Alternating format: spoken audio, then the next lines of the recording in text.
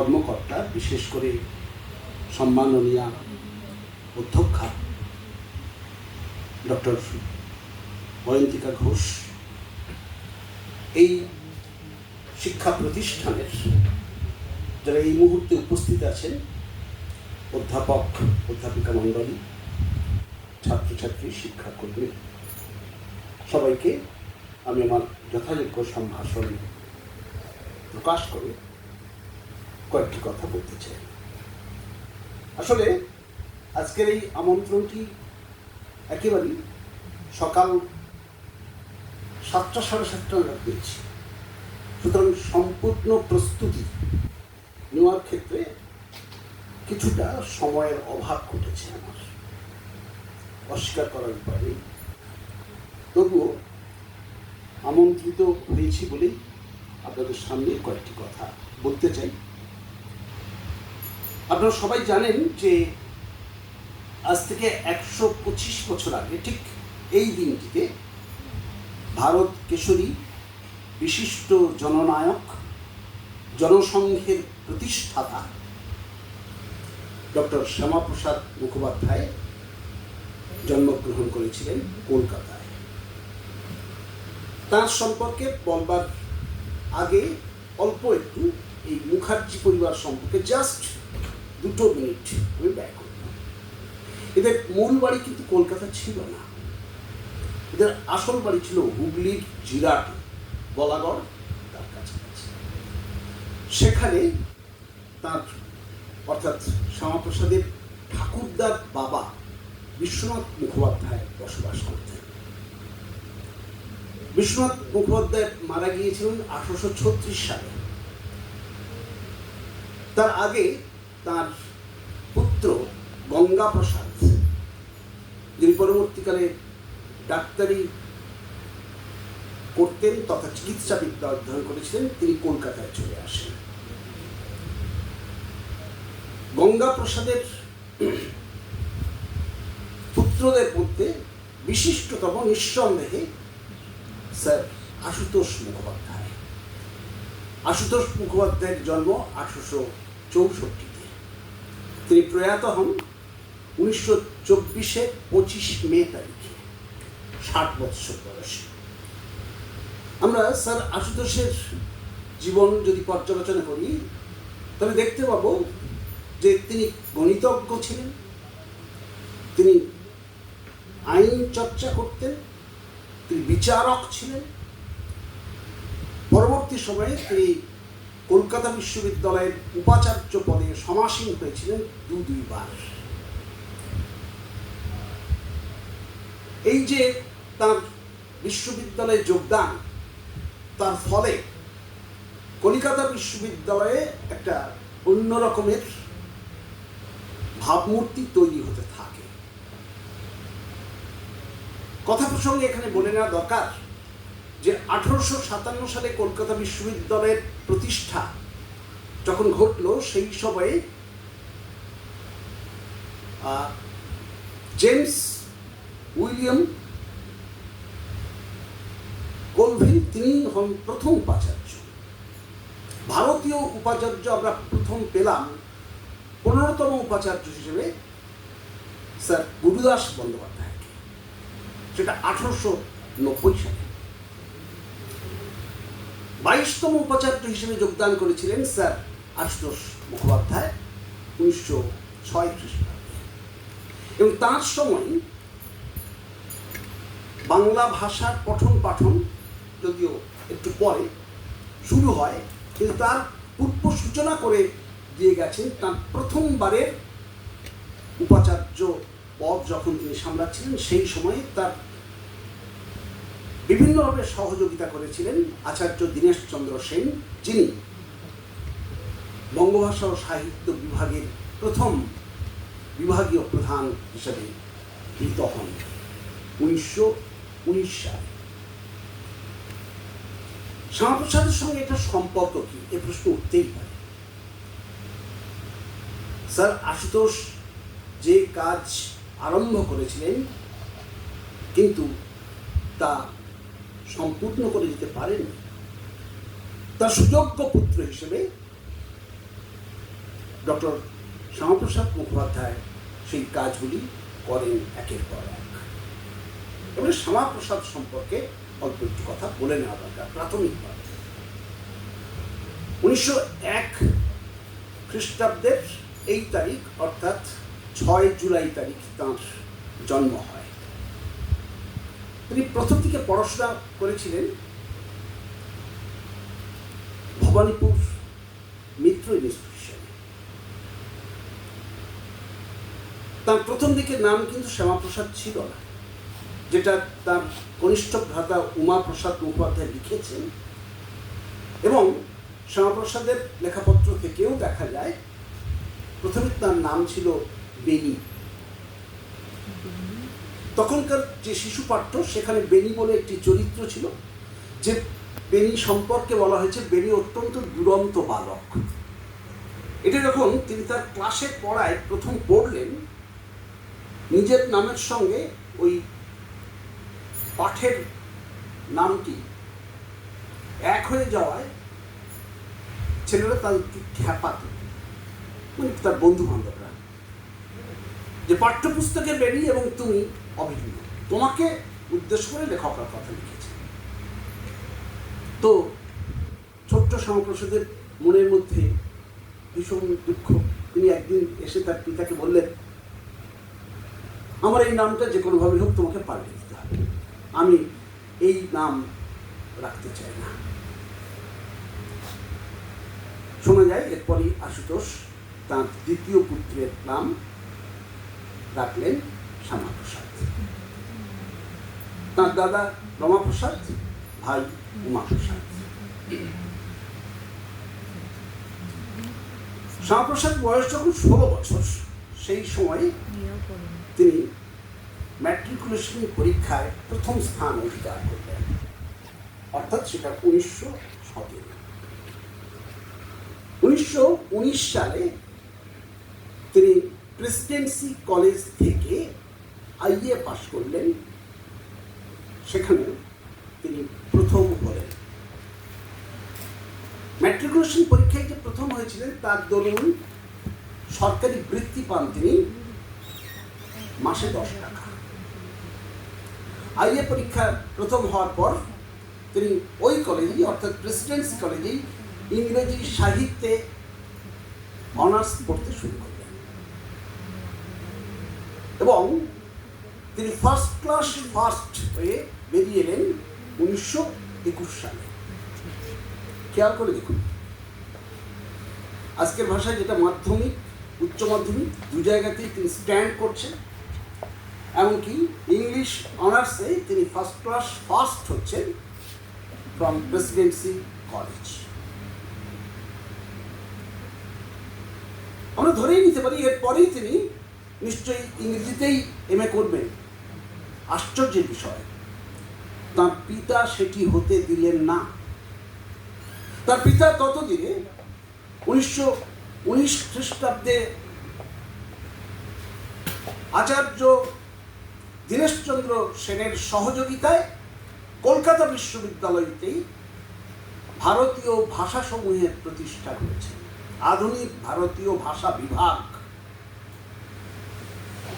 Modern Indian language.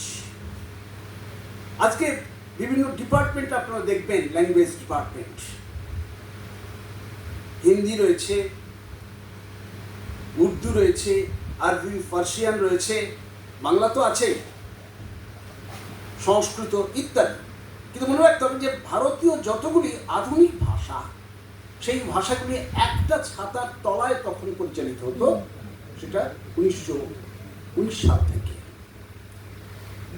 Bangla বিভাগ সেই অর্থে চালু, যেটা অফিসিয়ালি প্রতিষ্ঠিত 1919 খ্রিস্টাব্দের 1 জুন তারিখ থেকে।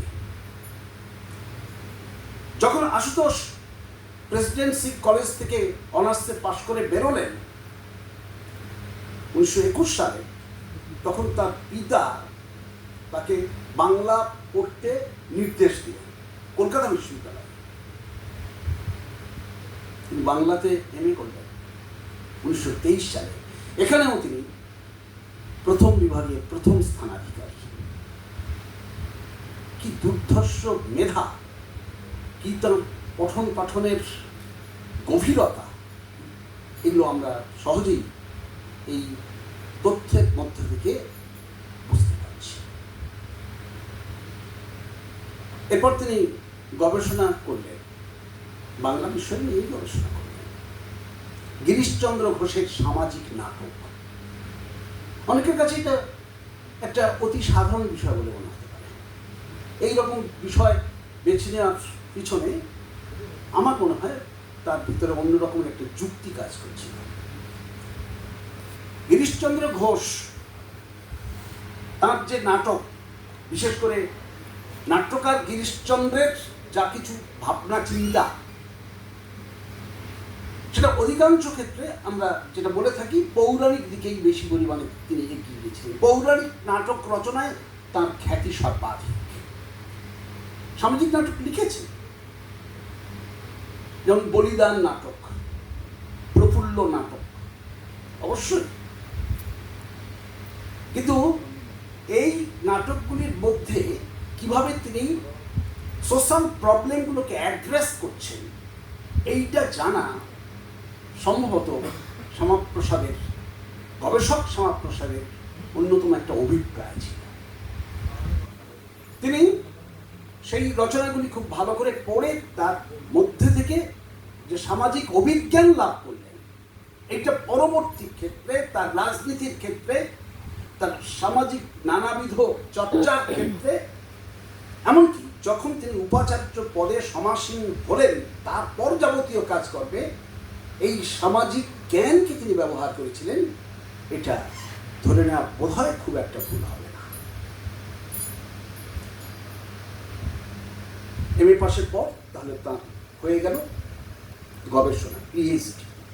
সেই কারণে তাকে আমরা ডক্টর শ্যামাপ্রসাদ মুখোপাধ্যায় বলে অভিহিত করে থাকি।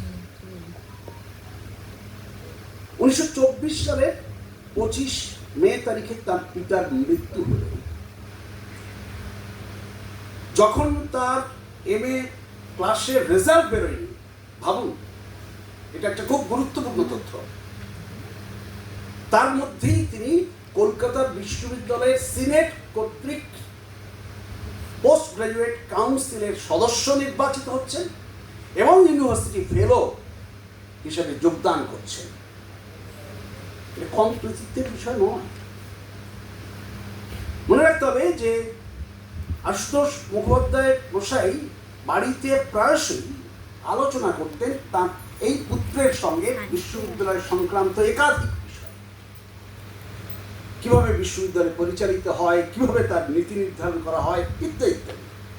যতটা বলা সম্ভব কনফিডেন্সিয়ালিটি বজায় রেখে এগুলি তিনি তার মধ্যম পুত্রের সঙ্গে আলোচনা করতেন। এই আলোচনাগুলো নিঃসন্দেহে ধীরে ধীরে শ্যামাপ্রসাদকে পোক্ত করে তুলছিল বিশ্ববিদ্যালয়ের প্রশাসনের বিভিন্ন অন্তর্বর্তী বিষয়, ঘটনা ইত্যাদি সম্পর্কে। 1926 সালে শ্যামাপ্রসাদ গেলেন বিলেতে। তাকে ল পড়তে হবে। এখানে তার একটা লয়ের ডিগ্রি অর্জন তিনি করেছিলেন, সেটা 1924 সালে, অর্থাৎ এমএ পাশের পরের বছর। 1923-এ তার এমএ পাস, 24-এ তিনি বিএল হলেন, ব্যাচেলর অফ ল। আরও উচ্চতর পড়াশোনা, আইনের জন্য উচ্চতর পড়াশোনা করবার জন্য তিনি গেলেন বিলেত। লিঙ্কনস ইনে ভর্তি হলেন তিনি। 2 বছর ছিলেন বিদেশে এবং সেখান থেকে ডিগ্রি নিয়ে ফিরলেন তিনি দেশে। ততদিনে তো তার পিতা প্রয়াত হয়েছেন, সংসারের দায় দায়িত্ব তার উপরে এসে পড়েছে। যখন তিনি পড়াশোনা করছেন ছাত্রাবস্থাতেই তার বিয়ে হয়েছিল, অনেকেই জানেন আপনারা। বিহারীলাল চক্রবর্তীর পৌত্রী সুধা দেবীর সঙ্গে তার বিয়ে হয়।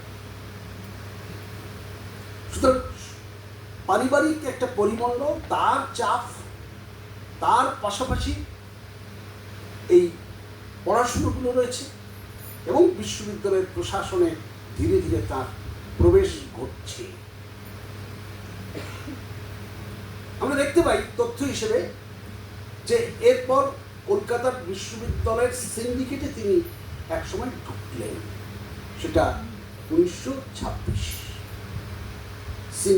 সিন্ডিকেট সদস্য হওয়া মানেই বিশ্ববিদ্যালয়ের পরিচালনার ক্ষেত্রে গুরুত্বপূর্ণ কতগুলো সিদ্ধান্ত গ্রহণ করবার অধিকারী হয়ে উঠছেন তিনি। পূর্ণ অধিকারী নন তখনও পর্যন্ত, কিন্তু কিয়ৎ পরিমাণে সেই জাতীয় গুরুত্ব তার বৃদ্ধি পাচ্ছে। 1929 সালে কলকাতা বিশ্ববিদ্যালয়ের প্রতিনিধি হিসাবে এবং কংগ্রেস সদস্য হিসাবে তিনি বেঙ্গল লেজিসলেটিভ কাউন্সিল, তখন বিধানসভা ছিল না, বিধান পরিষদ ছিল, সেই বিধান পরিষদের সভ্য হিসাবে নির্বাচিত হলেন তিনি। এই প্রথম প্রত্যক্ষ রাজনীতির সঙ্গে সংযোগ শুরু হলো 1929। তার আগে তিনি কোনো রাজনীতির ক্ষেত্রে পদক্ষেপ মাত্র করেন, প্রবেশ করেন। 1930-এ তৎকালীন ভারত সরকারের সঙ্গে এই কংগ্রেস দলের মতানৈক্য হয়। এর ফলে কংগ্রেস দল বিধান পরিষদ থেকে বেরিয়ে আসে। কংগ্রেসের নির্দেশে তিনিও বিধান পরিষদ থেকে বেরিয়ে এলেন, সেটা 1930-এ। বিশ্ববিদ্যালয়ে তিনি সিন্ডিকেট সদস্য হিসেবে দু একটি ক্ষেত্রে গুরুত্বপূর্ণ পদক্ষেপ গ্রহণ করেন, তার মধ্যে অন্যতম রবীন্দ্রনাথের নিয়োগ। কিসের নিয়োগ? কলকাতা বিশ্ববিদ্যালয়ের বাংলা বিভাগের বিশেষ লেকচারার হিসেবে তাকে নিয়োগ করা হয়েছিল। আপনারা যদি কলকাতা বিশ্ববিদ্যালয়ের বাংলা বিভাগের শিক্ষক মণ্ডলীর তালিকা খোঁজার চেষ্টা করেন, পাবেন না, নেই সেখানে।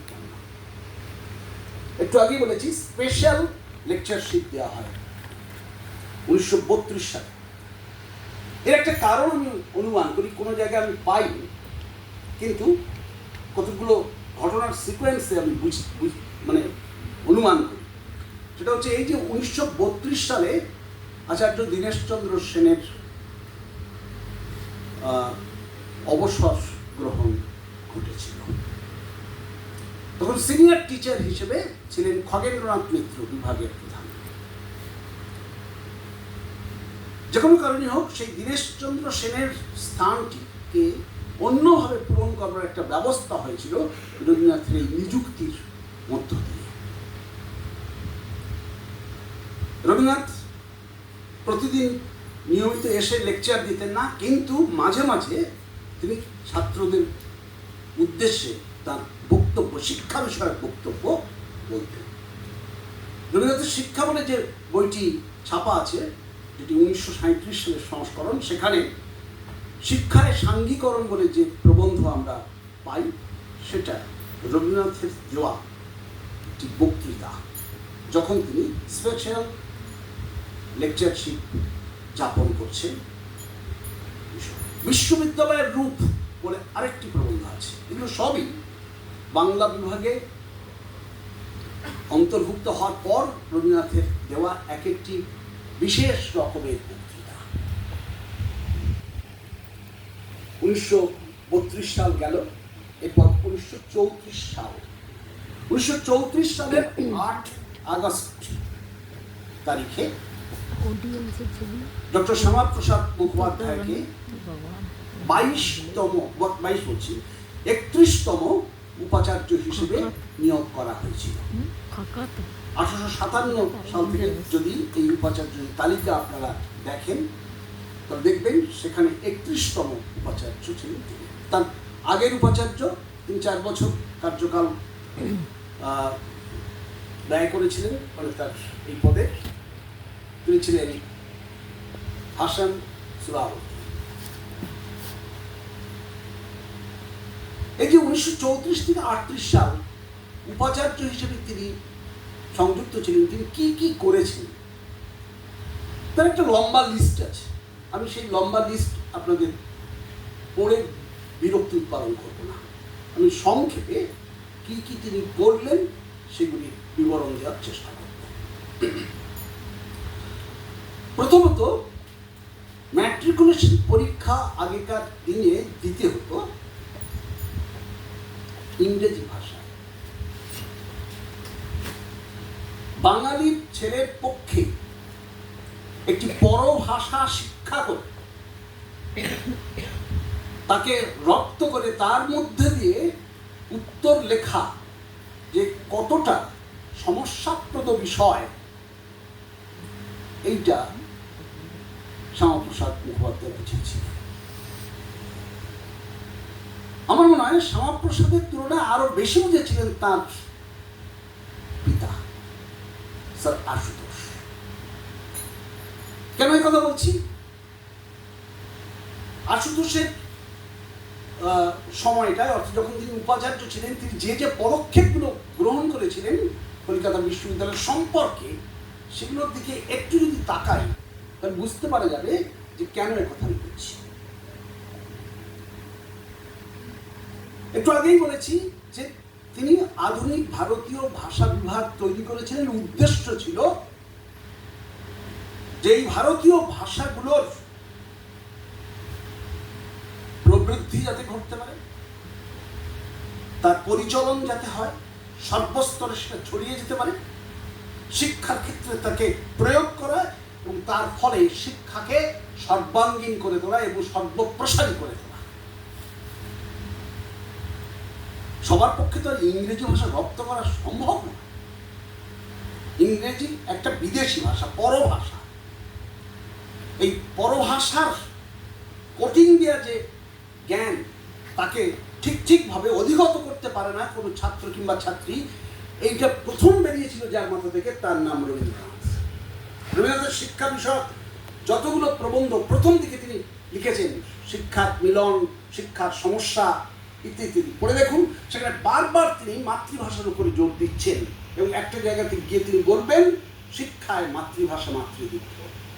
সেটা অনেক পরে অবশ্য, কিন্তু তার অনেক আগে থাকতেই এটা তিনি বলছেন যে ইউরোপীয় জ্ঞান বিজ্ঞান আমাদের কাছে একটা আশীর্বাদ স্বরূপ, কিন্তু যে ভাষার মধ্যে দিয়ে এদেশে শিক্ষা দেওয়া হয় এবং যে কৌশলে, সেটা একটা যন্ত্রে পরিণত হয়েছে। বিদ্যালয় যেন একটা মেশিন, সেখানে থেকে কলে ছাঁটা কতগুলো পুতুল বেরিয়ে আসে যাদের বিদ্যা সেভাবে ব্যবহারিক ক্ষেত্রে কাজে তারা লাগাতে পারে না। ভাবনাটা রবীন্দ্রনাথের। সেই ভাবনা পরবর্তীকালে গ্রহণ করেছিলেন স্যার আশুতোষ, এবং আশুতোষের আরব্ধ কাজের পূর্ণতা বিধান আমরা লক্ষ্য করলাম শ্যামাপ্রসাদের এই বিশেষ একটি পদক্ষেপ গ্রহণের মধ্যে। তিনি কি করলেন? তিনি ম্যাট্রিকুলেশন পরীক্ষা, আজকের দিনের ভাষায় মাধ্যমিক পরীক্ষায় সমস্ত ছাত্রছাত্রী যাদের ইচ্ছা হবে তারা বাংলাতে উত্তর দিতে পারবে। মাতৃভাষাকে কদর করা, মাতৃভূমিকে শ্রদ্ধা করা এবং একটি ছাত্রের আত্মপ্রতিষ্ঠার ক্ষেত্রে তার মাতৃভাষার গুরুত্বকে সার্বিকভাবে স্বীকার করে নেওয়ার এই যে এত বড় উদারতা, এইটা আমরা উপাচার্য পদে আসীন হওয়ার পর তার কাছ থেকে প্রথম পেলাম। শুধু কি ম্যাট্রিকুলেশন পরীক্ষা? তিনি ওই সময় যে ভাষণ দিয়েছিলেন সিন্ডিকেটে, সেখানে তার উদ্দেশ্য ছিল যে আমরা শুধু এখানেই থেমে থাকবো না, শিক্ষার সবচেয়ে উচ্চতম যে স্তর,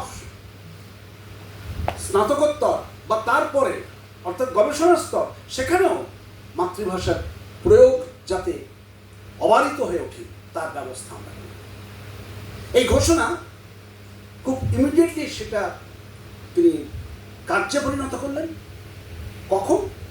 যখন 1936 সালে তার কাছে একটি আবেদন এসে পৌঁছলো বাংলা বিভাগ থেকে। সেখানে গবেষক বিমান বিহারী মজুমদার তিনি একটি গবেষণা করতে চান এবং তিনি প্রার্থনা করেছেন তিনি এটি বাংলা ভাষায় লিখবেন। সিন্ডিকেটের মিটিংস থেকে বলছি, 1936 সালের 25 জুন তারিখে স্যার শ্যামাপ্রসাদ তখন ডক্টর শ্যামাপ্রসাদ তখন উপাচার্য পদে আসীন। তিনি স্বাক্ষর করে দিচ্ছেন যে হ্যাঁ, ইট ইজ পারমিটেড। যার ফলশ্রুতিতে 1937 সালে শ্রীচৈতন্য চরিতের উপাদান এই শিরোনামে বিমান বিহারী মজুমদার তার গবেষণাপত্রটি কলিকাতা বিশ্ববিদ্যালয়ে পেশ করলেন পরীক্ষার জন্য, এবং সেটি যথারীতি অনুমোদিত হল। তার পরীক্ষকদের মধ্যে ছিলেন রবীন্দ্রনাথ ঠাকুর, অন্যতম পরীক্ষক। এই তথ্য দিয়ে এটা বোঝাতে চাইছি যে আজকের আমরা বঙ্গভাষা ও সাহিত্য বিভাগ থেকে যে বাংলাতে থিসিস লিখতে পারি এবং সেই থিসিস বিভিন্ন জায়গাতে প্রেরিত হওয়ার পর সেখান থেকে সেটি পরীক্ষিত হয়ে আসে এবং তার দরুন একাধিক ছাত্রছাত্রী তারা ডক্টরেট উপাধিতে ভূষিত হন, এর প্রথম সূচনা করে দিয়েছিলেন শ্যামাপ্রসাদ মুখোপাধ্যায় এই ঘটনার মধ্যে। আপনারা আমাদের বিশ্ববিদ্যালয়ে প্রবেশ করলেই দেখবেন, প্রবেশ দ্বার দিয়ে 1 নম্বর দ্বার দিয়ে যখন এগিয়ে যাচ্ছেন, ডান দিকে একটি বিল্ডিং পড়ছে, তার দ্বিতলে রয়েছে আশুতোষ মিউজিয়াম, ইন্ডিয়ান আর্ট। এই আশুতোষ মিউজিয়াম শ্যামাপ্রসাদ মুখোপাধ্যায়ের কীর্তি, এটি 1937 সালে প্রতিষ্ঠিত হয় সর্বপ্রথম। তার পিতার নামেই তিনি এটি করেছিলেন। উদ্দেশ্য ভারতবর্ষের যেখানে যা কিছু আছে, বিশেষ করে প্রত্নবস্তু, সেগুলিকে সংরক্ষণ করা, সেগুলি নিয়ে চর্চা করা এবং সেই সম্পর্কিত জ্ঞানের প্রসার ঘটানো সাধারণ মানুষের মধ্যে, এটা ছিল তার অন্যতম উদ্দেশ্য। সেই উদ্দেশ্য সফল করবার জন্য আশুতোষ মিউজিয়ামের প্রতিষ্ঠা। তিনি ছাত্রছাত্রীদের উন্নতি কামনা কল্পে অনেকগুলি সিদ্ধান্ত গ্রহণ করেন। প্রথমত হচ্ছে এমপ্লয়মেন্ট এক্সচেঞ্জ, ঠিক ওই রকম ভাষায় না বলা উচিত, ছাত্রদের যাতে কর্মসংস্থানের ব্যবস্থা হয়, সেই কর্মসংস্থান ব্যবস্থার জন্য বিশ্ববিদ্যালয়ের মধ্যে একটি আলাদা সেল নির্মাণ করে। ভাবুন, যে সমস্ত ছাত্রছাত্রীরা বিশ্ববিদ্যালয় থেকে বেরোচ্ছে, তাদের কর্মসংস্থান কিভাবে ঘটতে পারে না পারে, তারা কোথায় এসে যোগাযোগ করবে, কোথা থেকে সেই ইনফরমেশন পাবে, সেজন্য তিনি এই যে বিষয়টি তৈরি করলেন, সেটাকে একটা ইনফরমেশন বোর্ড হিসেবে গণ্য করলেন। জাস্ট ওই এটাকে আমি বলতে চাইছি, ইনফরমেশন অ্যান্ড এমপ্লয়মেন্ট বোর্ড।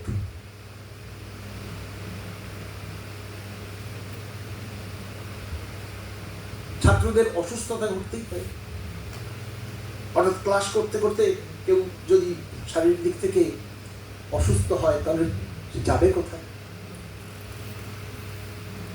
আজকেও বিশ্ববিদ্যালয়ে আছে স্টুডেন্ট হেলথ। সেটা অবশ্য তার সময় ওই রকম নাম ছিল না, তিনি এটাকে অন্য নাম দিয়েছিলেন, বলেছিলেন স্টুডেন্ট ওয়েলফেয়ার বোর্ড। বিহারীলাল মিত্র একজন বিশিষ্ট ব্যক্তি, তিনি বেশ কিছু অর্থ সাহায্য করেছিলেন কলকাতা বিশ্ববিদ্যালয়কে একখানে। তিনি বলেছিলেন যে নারী শিক্ষার প্রসার, বিশেষ করে হোম সায়েন্স, এটা যদি চালু করা যায় তাহলে ভালো হবে। এই বিষয়ে সিদ্ধান্ত গৃহীত হয় 1936 সালে, এবং তার সূত্রে আলিপুরে হেস্টিংস হাউসের কাছে বিহারীলাল ক্যাম্পাস নির্মিত হয়েছে, যেখানে গৃহবিজ্ঞান পড়ানো হয়, হোম সায়েন্স পড়ানো হয়। এটা তার নেওয়া সিদ্ধান্ত, যদিও অনেক পরে ওটা প্রতিষ্ঠিত হয়েছে। প্রতিষ্ঠা বৎসর লেখা আছে কিন্তু 1957, ডিসিশন নেওয়া হয়েছে অনেক আগে, 1936। ছাত্রছাত্রী এবং কর্মচারীদের ব্যায়াম চর্চার জন্য তিনি ইউনিভার্সিটি অ্যাথলেটিক ক্লাব প্রতিষ্ঠা করেন। ঢাকুরিয়া লেকের কাছে সেখানে ইউনিভার্সিটি রোয়িং ক্লাব আছে, আপনারা জানেন। এটারও শুভ সূচনা তাঁর হাত ধরে।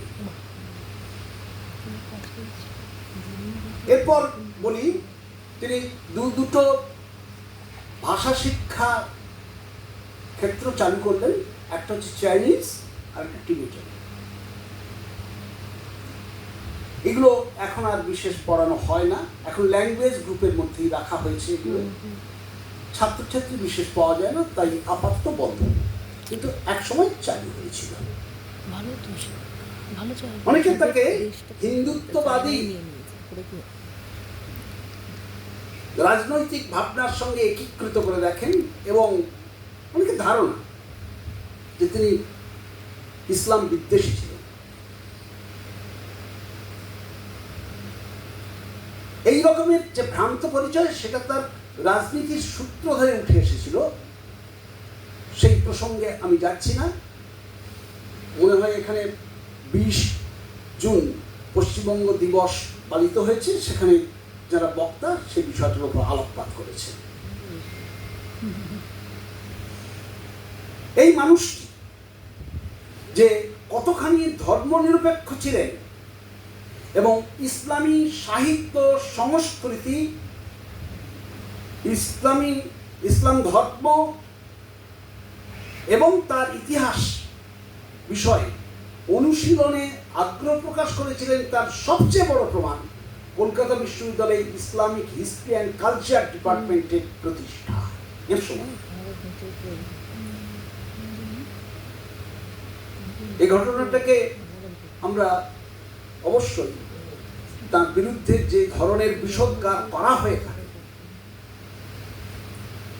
তার মুক্তর জবাব দিতে পারে।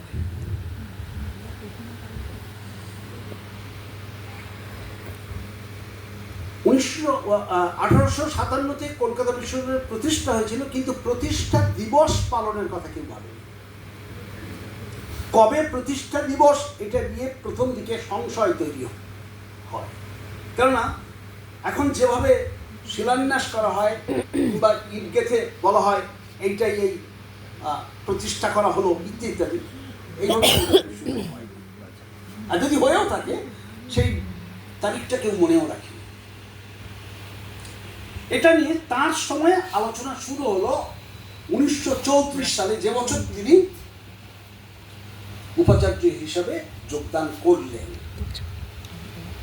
এটা নিয়ে সিন্ডিকেটে বিতর্ক শুরু হলো এবং সেই বিতর্ক থেকে এই রকম একটা সিদ্ধান্ত হলো যে এই বিশ্ববিদ্যালয় প্রতিষ্ঠিত হবে, এটা গভর্নর জেনারেল যেদিন অর্ডিন্যান্সে সই করেছেন সেই দিনটা কি ধরা হোক প্রতিষ্ঠা দিবস। সেই ডেটটি ছিল 24 জানুয়ারি তারিখ। তাই এখনো পর্যন্ত 24 জানুয়ারি তারিখটি কলকাতা বিশ্ববিদ্যালয়ের ফাউন্ডেশন ডে হিসেবে পালিত হয়, উদযাপিত হয়। কিন্তু এই উদযাপনের যে ব্যাপারটি, সেটি প্রথম উদযাপিত হয় খুব বর্ণাঢ্য আয়োজনের মধ্যে দিয়ে 1935 সালের 24 জানুয়ারি তারিখে। ওই সময় যে পেপার বা তৎকালীন দৈনিক সংবাদপত্র যদি আপনারা একটু পড়েন, যেমন ভারতবর্ষ পত্রিকা, যেটি জলধর সেন সম্পাদনা করতেন, সেখানে দেখা যাচ্ছে যে প্রতিষ্ঠা দিবসের দিন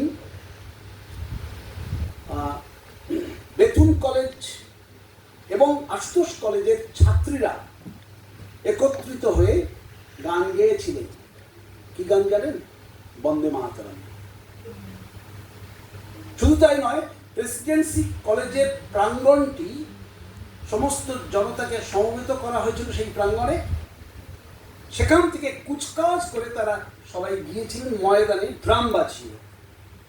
আর সেই দিনে ওই অনুষ্ঠানে সভাপতিত্ব করেছিলেন ডক্টর শ্যামাপ্রসাদ, এবং তিনি তার বক্তৃতার মধ্য দিয়ে এই প্রতিষ্ঠানটি প্রতিষ্ঠিত হওয়ার ঐতিহাসিক কারণগুলো ব্যাখ্যা করেছিলেন, তার গুরুত্ব ব্যাখ্যা করেছিলেন। এইভাবে ওই সময় থেকে প্রতিপালিত হয়ে আসছে কলকাতা বিশ্ববিদ্যালয়ের প্রতিষ্ঠা দিবস। এরপর আসবো আমি জিওগ্রাফি সাবজেক্টের প্রবর্তনের কথায়। তিনি যখন উপাচার্য সেই সময়ে তিনি সিদ্ধান্ত গ্রহণ করলেন যে ম্যাট্রিকুলেশন থেকে শুরু করে সবচেয়ে উচ্চতর যে ডিগ্রি অর্থাৎ MA বা MSc ডিগ্রি এর পঠন পাঠন শুরু করবে কলকাতা বিশ্ববিদ্যালয়। আপনারা নিশ্চয়ই জানেন অনেকে যে 1857 সালে যখন এই বিশ্ববিদ্যালয়ের প্রতিষ্ঠা হয়েছিল তখন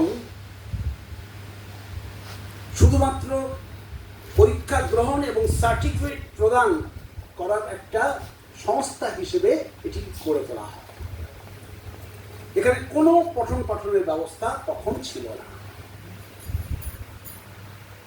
এবং এর যে প্রসারণ ক্ষেত্র সেটা সেই ব্রহ্মদেশ থেকে শুরু করে পাঞ্জাব পর্যন্ত, কারণ 3টে প্রেসিডেন্সিতে 3টে বিশ্ববিদ্যালয় গড়ে উঠেছিল 1857, কলকাতা, বোম্বাই আর ম্যাড্রাস। প্রত্যেকে আলাদা আলাদা পরিষদ বা পরিক্ষেত্র ছিল, তার মধ্যে তারা সীমাবদ্ধ ছিল। কলকাতা বিশ্ববিদ্যালয়ের যে ছিল ব্রহ্মদেশ থেকে শুরু করে পাঞ্জাব পর্যন্ত। এখানকার কোন দিকটা তারা দেখতো?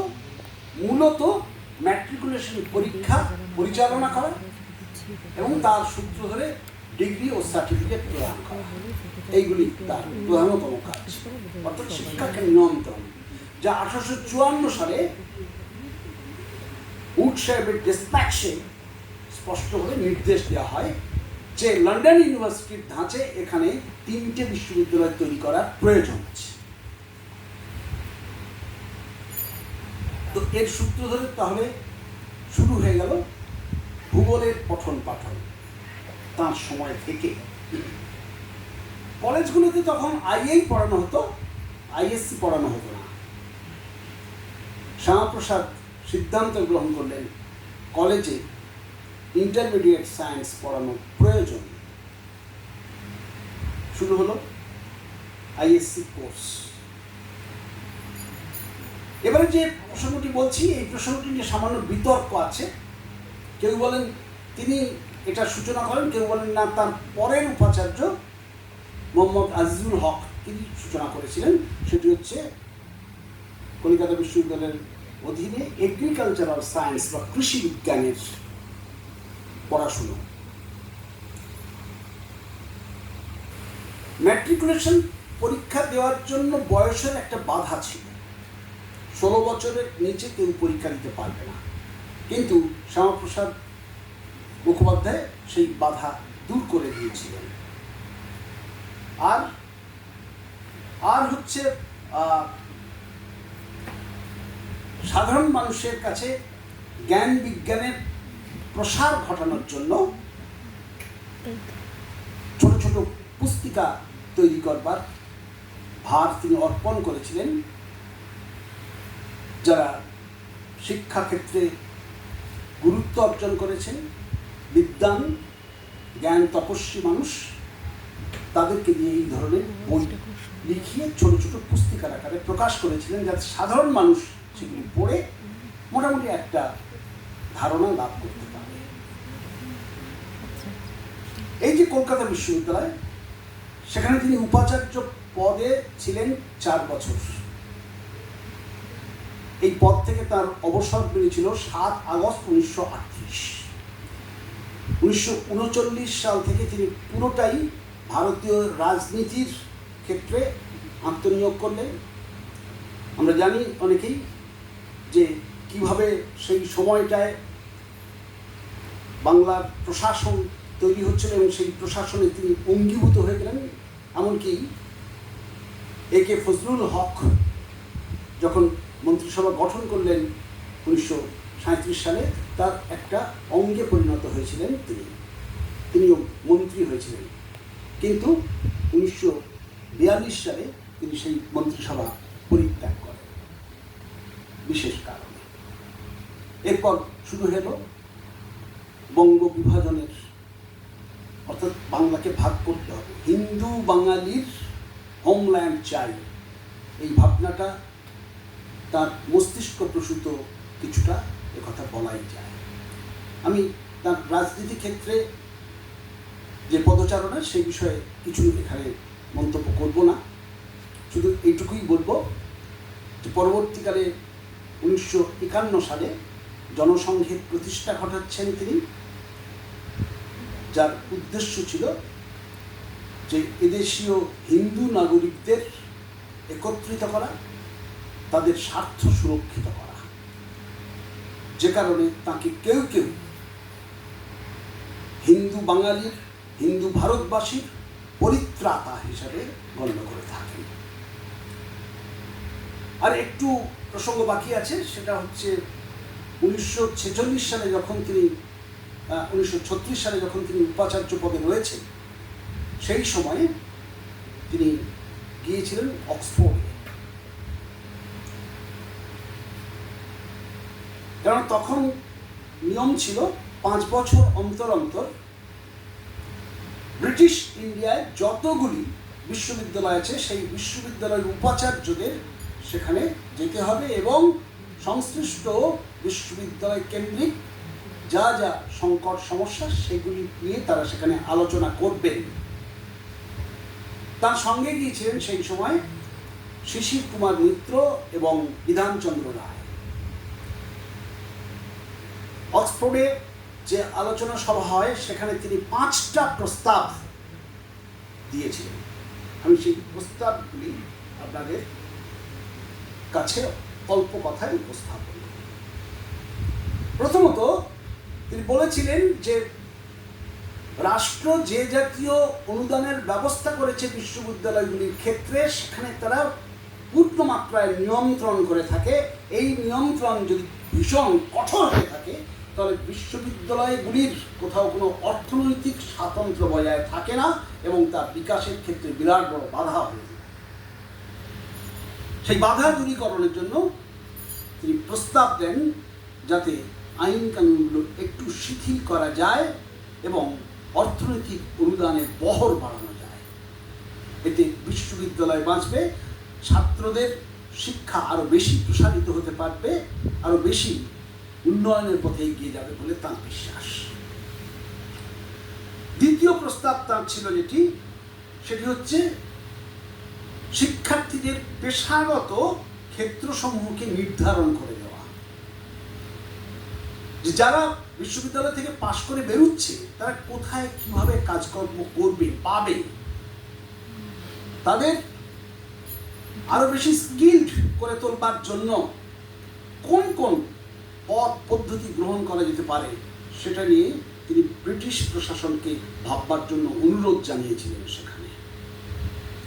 তৃতীয়ত এক্সচেঞ্জ প্রোগ্রাম, অর্থাৎ বিভিন্ন বিশ্ববিদ্যালয়ের অধ্যাপক মণ্ডলী বিনিময়ের মধ্যে দিয়ে তারা তাদের জ্ঞানের বিস্তার ঘটাবেন।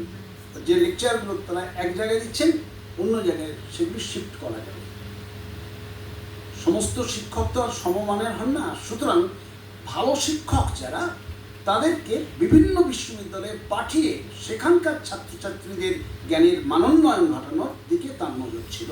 এই এক্সচেঞ্জ প্রোগ্রামটা কথা তিনি জানান সেখানে। চতুর্থ যে বিষয় সেটি হচ্ছে যে শিক্ষক শিক্ষণে মাধ্যমিক স্কুলগুলোর সঙ্গে বিশ্ববিদ্যালয়ের সম্পর্ক, শিক্ষক শিক্ষণ, টিচার্স ট্রেনিং কলেজ স্থাপন করবার কথা উঠছে এখানে। স্কুলে যারা পড়াচ্ছেন তাদের কিছু বিদ্যা আছে বটে, সেটা হয়তো সেটা স্নাতক বা স্নাতকোত্তরের, কিন্তু শিক্ষাদান প্রণালী বিষয়ে তাদের কতগুলো টেকনিক্যাল জ্ঞান থাকা দরকার, যেটা তৎকালীন বিএড কলেজগুলো দিচ্ছিল। সেই বিএড কলেজগুলোর সঙ্গে বিশ্ববিদ্যালয়ের সম্পর্ক তৈরি করা, যার ফলে সেখান থেকে প্রশিক্ষিত মাস্টারমশাইরা, শিক্ষক শিক্ষিকারা তারা গিয়ে স্কুলগুলোতে সেই বিদ্যা বিতরণ করবেন। এইরকম প্রস্তাব তিনি রেখেছিলেন। আর সর্বশেষ তিনি বলেছিলেন যে ব্রিটিশ সরকার তার নিজের দেশে অর্থাৎ ইউনাইটেড কিংডম যে বৃত্তি এবং স্কলারশিপের ব্যবস্থা করে থাকে তাদের বিশ্ববিদ্যালয়গুলোতে ছাত্রছাত্রীর জন্য, যেহেতু আমরা তাদের ডোমেনে পরিণত হয়েছি, ব্রিটিশ ইন্ডিয়া যেহেতু আমরা সেখানকার ছাত্রছাত্রীরাও এই সরকারের ছাত্রছাত্রী, সুতরাং তারাও সমানভাবে ওই বৃত্তি এবং স্কলারশিপ পাওয়ার অধিকারী। সে ব্যাপারে তারা কি সেই বৃত্তি এবং স্কলারশিপের টাকা দেবেন? এই প্রশ্নগুলো তিনি রেখেছিলেন অক্সফোর্ড ইউনিভার্সিটিতে, যেখানে ব্রিটিশ প্রশাসনভুক্ত বিশ্ববিদ্যালয়গুলির উপাচার্যদের ডেকে পাঠানো হয়েছিল 1936 সালে। একজন শিক্ষা প্রশাসক হিসেবে, একজন দেশ দরদী হিসাবে, ছাত্রছাত্রীদের প্রতি যার পূর্ণ প্রীতি রয়েছে, আন্তরিক একটা উদ্যোগ রয়েছে, সেই রকম একজন মানুষ যিনি স্বপ্ন দ্রষ্টা, পরবর্তী সময়ে যিনি পশ্চিমবঙ্গের অন্যতম স্রষ্টা ও রূপকার হয়ে উঠবেন, সেই মানুষটি উপাচার্য হিসেবে যে যে পদক্ষেপগুলো সে সময়ে গ্রহণ করেছিলেন তার মোটামুটি একটা সারাংশ আপনাদের সামনে আমি উপস্থিত করলাম। আজ তার 125তম জন্মদিবস উদযাপন। এইটাই তো সেই সময় তাকে যথাযথভাবে স্মরণ করা। তিনি কি কি কাজ করেছেন, নিশ্চয়ই কিছু কিছু ভুলভ্রান্তি হয়েছে, অস্বীকার করা যায় না, হয়তো ধীরে ধীরে কিন্তু সেগুলি আবিষ্কার করবেন। কিন্তু আমরা দোষ খোঁজবার জন্য তো আর এটার আয়োজন করিনি। তিনি সত্যি সত্যি উচ্চতর শিক্ষার ক্ষেত্রে বিশ্ববিদ্যালয়ের একজন সুযোগ্য দক্ষ প্রশাসক হিসেবে কিভাবে তিনি নেতৃত্ব দিয়েছিলেন সেই সময়টায়, যখন তিনি উপাচার্য ছিলেন না, উপাচার্যের আগে তার কি কি দায় দায়িত্ব তিনি গ্রহণ করেছিলেন, তার পিতার পদ কিভাবে শূন্যস্থান পূরণ করেছিলেন, তার আরব্ধ কাজকর্মগুলোকে পূর্ণতা দেওয়ার পূর্ণ প্রচেষ্টা করেছেন, সেইগুলি স্মরণ করতে পারলে বোধহয় এই দিনটি আমাদের কাছে ভীষণ তাৎপর্যমণ্ডিত হয়ে উঠবে বলে আমার বিশ্বাস। সেই সূত্র ধরে এই তথ্যগুলি আপনাদের সামনে নিবেদন করলাম। ধন্যবাদ সবাইকে, সবাই ভালো থাকবেন।